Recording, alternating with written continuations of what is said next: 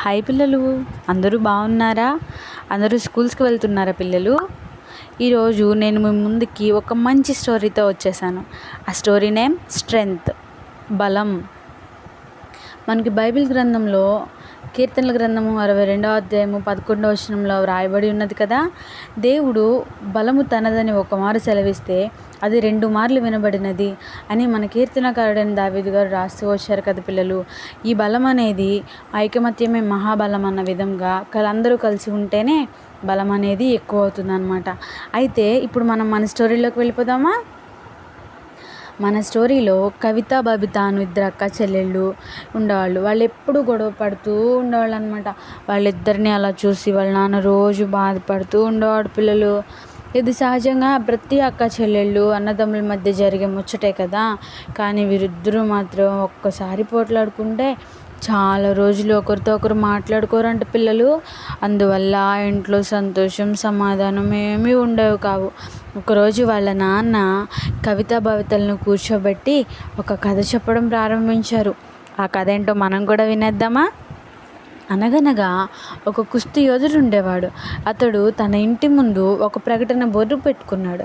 ఏమనంటే, నా ఇంటి ప్రాంగణంలో ఎవరైనా మీసం మీద చేయి వేసినా, మీసం మెలివేసినట్లు కనిపించినా అతడు నాతో కుస్తీ పట్టి గెలవాలి, లేదంటే అతని అంతు చూస్తాను అని రాసి పెట్టాడనమాట.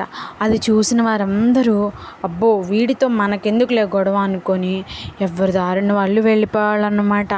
అయితే అనుకోకుండా ఒకరోజు ఒక బక్క మనిషి దుబ్బుగా ఉన్న తన మీసాలను సవరదీస్తూ సరి చేసుకుంటూ ఆ కుస్తీ యోధుని ఇంటి ముందు కనిపిస్తాడనమాట.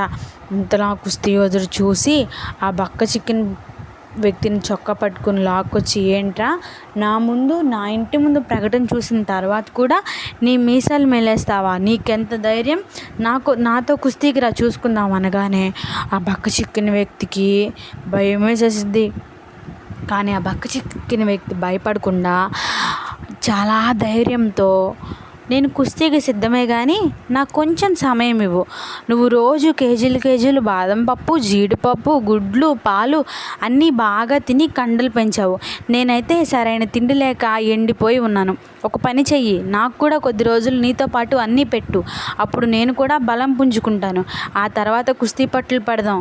ఇప్పుడే నా మీద కుస్తీ పట్టావనుకో నువ్వు తక్కువైపోతావు. పాపం బక్కవాడి మీద ఈ పహిల్వాన్ ప్రతాపం చూపాడు అని జనులందరూ నిన్నే అనుకుంటారు అని చెప్పేసి ఆ బక్క చిక్కిన వ్యక్తి చాలా తెలివిగా మాట్లాడతాడనమాట. అసలే ఆ కుస్తీ యోధునికి పంతం ఎక్కువ అవ్వడంతో అతను సరే అని ఒప్పుకుంటాడు. ఆ బక్క వ్యక్తిని తన అతిథిగా భావించి తనతో పాటు రోజు మంచి ఆహారం పెడుతూ ఉంటాడనమాట.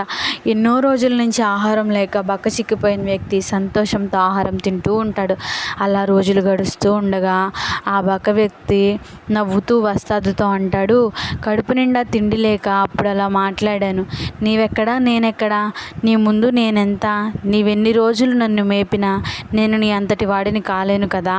నీవు అన్ని రకాల సమృద్ధిలో ఉన్నావు గనుక బలవంతుడుగా ఉన్నావు. నాలాంటి పేదవాని పరిస్థితి ఏమిటి ఆలోచించు. నాకు కుస్తీ రాదు. నీ మంచితనం నీకు తెలియటం లేదు పహిల్వాన్. నా వంటి వాడికి కడుపు నిండా తిండి పెట్టావు. కడుపు నింపిన వాని మీద ఏ ముఖం పెట్టుకుని కోట్లాడను? నాకేదైనా మంచి పని ఉంటే చెప్పు, ఏ పనైనా చేస్తాను. అందరం కష్టపడి పని చేసుకుని కడుపు నిండా అన్నం తింటే కష్టాలేమీ ఉండవు కదా అని అనగానే ఆ బక్కవాని మాటలోని అంతరార్థం నా కుస్తీ యోధునికి అర్థమవుతుంది. అర్థమయ్యి అతను చాలా పశ్చాత్తాపడి అప్పటి నుండి ఎవ్వరితోనూ గొడవలు కొట్లాట్లు లేకుండా అందరితో కలిసిమెలిసి జీవిస్తాడనమాట. ఇలా ఈ కథ అంతా విన్న తర్వాత భవిత కవితలకు కూడా ఏ భేదం లేకుండా కలిసి ఉండాలని తీర్మానించుకుంటారు. ఆ రోజు నుంచి అక్క చెల్లెళ్ళు వాళ్ళ ఇంటిలో చాలా ఆనందంగా, సంతోషంగా, చాలా హ్యాపీగా ఉంటారనమాట. వాళ్ళ నాన్నగారు కూడా చాలా ఆనందపడుతూ ఉంటారు. మరి చూసారా పిల్లలు, మనం కూడా చాలాసార్లు ఎవరి మీదైనా కోపం వస్తే వాళ్ళందరినీ కొట్టాలనుకుంటాం కదా. భూమి మీద ఓడించలేని బలవంతుడు అంటూ ఎవరన్నా ఉన్నారా? ఎవ్వరూ లేరు. దేవుడు మాత్రమే ఈ భూమి వాసులందరికంటే కూడా బలవంతుడు. మనం అందరం బలహీనులము, శక్తిహీనులం, భక్తిహీనులమై ఉన్న బలవంతుడైన దేవుడు మనల్ని ప్రేమించి నిత్యము మనల్ని పోషిస్తూ సంరక్షిస్తున్నారు కదా. మరి మనం అలా ఆయన ఎడల కృతజ్ఞత కలిగి జీవించాలి కదా.